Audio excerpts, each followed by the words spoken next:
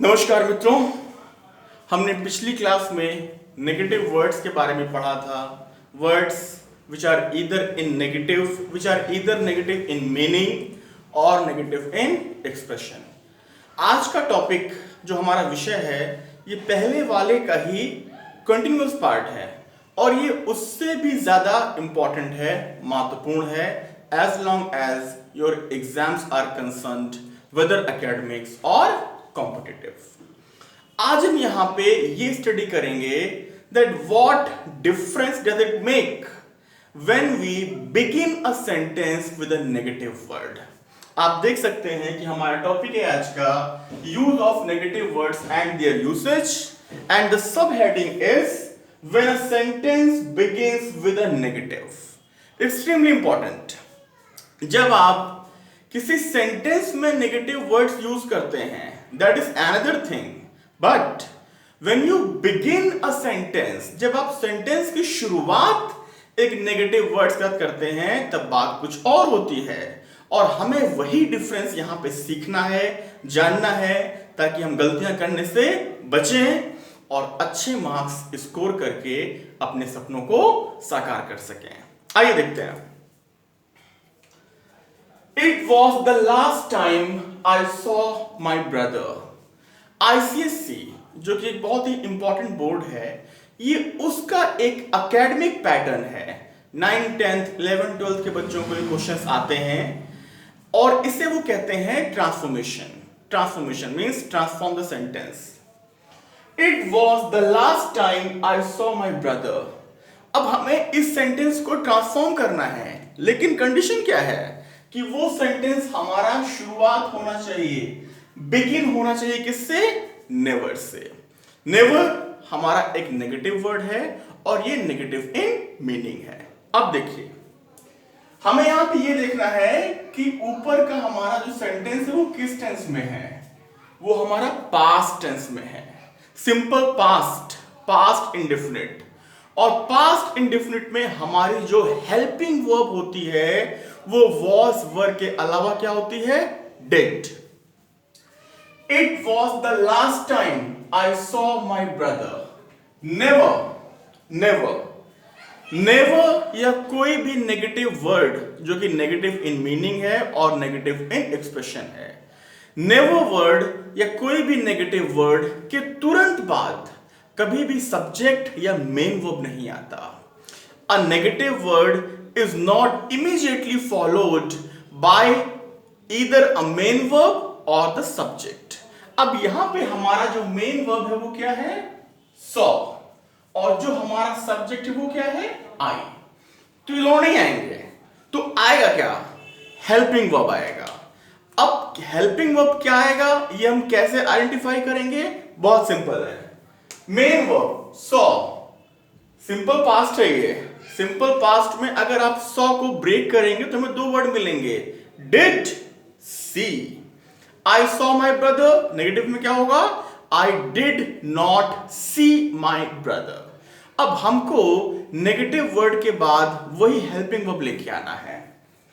It was the last time I saw my brother. Never did I see. ये pattern याद रख लीजिए आप लोग। Negative word immediately followed by helping verb, followed by subject, then followed by main verb. Never did I see my brother again. Never did I see my brother after that. Never did I see my brother since then. कुछ भी लिख दीजिए, आपका answer सही होगा, लेकिन आपको सबसे ज्यादा ध्यान इस पैटर्न पे देने की आवश्यकता है कि हम इसको शुरुआत कैसे करें। उम्मीद है कि ये आपको समझ में आ गया होगा। और मैं आपसे एक बार आग्रह करूंगा, कई बार कुछ चीजें कॉम्प्लेक्स होती हैं, एक बार समझ में नहीं आती हैं, तो ऐसे वीडियोस को आप 2 बार, 4 बार, 10 बार देखिए, जब मर्जी आए तब देखिए, ताकि आप उसको अच्छे से समझ पाए। आगे देखते हैं हम। I don't know where he works. Same pattern है। हमें करना क्या है? हमें इसे बिगिन करना है लिटिल से। I I don't know where he works. क्या करना है हमको? लिटिल से बिगिन करना है। Again subject I, main verb know, tense कौन सा है? सिंपल प्रेजेंट, और सिंपल प्रेजेंट में आई के साथ डू आता है, ही और शी के साथ डज आता है, बट यहां पर हमारा आई है। Little do I know where he works, बस हो गया। Little do I know where he works is absolutely correct. That means I don't know where he works. यहीं पर आपने do वर्ड को लिटिल के बाद नहीं लिखा, आपका सेंटेंस पूरा गलत हो जाएगा, क्योंकि language is just like hardcore sciences. Either you get full marks or you get no marks. So better be aware. So better be concerned. I don't know where he works. Little do I know where he works. Next, he plays cricket and football. बहुत जल्दी फटाफट। Subject he, main verb plays, यानी कि tense हमारा simple present है, ध्यान रखेंगे यहां पे he है। Not only, he के साथ helping verb does. Not only does he play, अब यहां पे ध्यान रखेंगे, कई बार बच्चे गलती करते हैं कि वो डज ही प्लेस कर देते हैं, लेकिन जब डज ऑलरेडी यहां पे आ चुका है तो हमें प्लेस नहीं करना है, हमें सिर्फ प्ले लिखना है।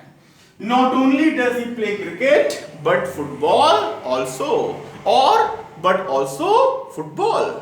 हो गया आपका सेंटेंस। आगे देखिए, he gave me food and money. Subject he, main verb gave, tense simple past, he के साथ डिड आएगा, इनफैक्ट पास्ट में ही शी इट आई सबके साथ डिड ही आएगा।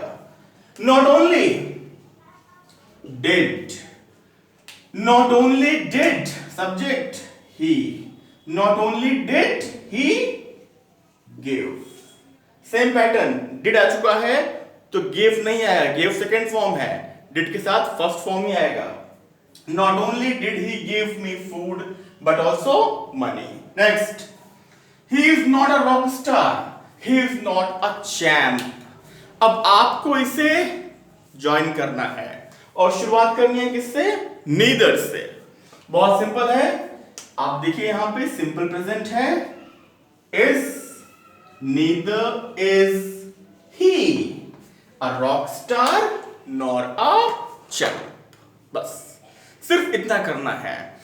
ये क्वेश्चन, ये पैटर्न अगर आपने समझ लिया और आप एकेडमिक्स में हैं तो आपको 2 से 3 क्वेश्चंस आपके किसी भी इंग्लिश लैंग्वेज के एग्जाम्स में देखने को मिलेंगे।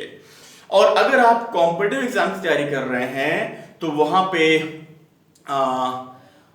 सेंटेंस एरर, मिस्टेक्स को करेक्ट करना, कई पैटर्न्स होते हैं जहां पे आपको आइडेंटिफाई करना होता है that which part of a sentence is incorrect और आई मीन ग्रामेटिकली इनकरेक्ट। तो ये आपको वहां पे हेल्प करेगा। इसको आप 1 बार देखिए, 2 बार देखिए, ना समझ में आए 10 बार देखिए, क्योंकि इसको देख के आप काफी कुछ सीख सकते हैं, आप एक कॉन्सेप्ट क्लियर कर सकते हैं। और आप जानते ही हैं कि मैंने आपको बताया हुआ है, इनफैक्ट ये बात सच है कि क्वेश्चंस कई तरह के होते हैं, पैटर्न्स कई तरह के होते हैं, लेकिन अगर हमें कॉन्सेप्ट पता होता है तो हम उन्हें टैकल कर लेते हैं, हम समझ जाते हैं और हम उनको सही आंसर कर देते हैं। तो जिस भी एग्जाम्स की आप तैयारी कर रहे हैं, मेरी शुभकामनाएं आपके साथ हैं, तैयारी करते रहिए। अगर इसके रिगार्डिंग कोई भी आपको डाउट है, कोई भी आपको दुविधा है, कुछ और पूछना चाहते हैं, किसी क्वेश्चन का आंसर आप मुझे दिखाना चाहते हैं, तो आप आके यहाँ पे कमेंट करें। आपका बहुत बहुत स्वागत है। इन्हीं शुभकामनाओं के साथ धन्यवाद।